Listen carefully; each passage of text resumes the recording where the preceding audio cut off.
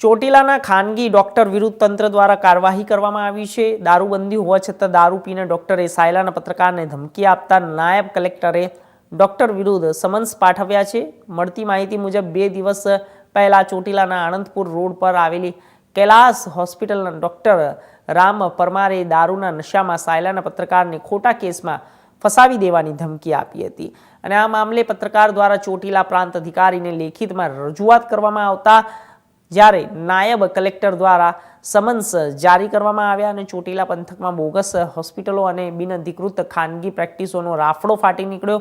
સ્થાનિક લોકોનું માનવું છે કે જો સમગ્ર વિસ્તારની તપાસ કરવામાં આવશે તો અનેક રહસ્યો બહાર આવશે એવી તંત્રએ વાત અને હજુ પણ તંત્ર નિષ્ક્રિય હોવાનું કહેવાઈ રહ્યું છે।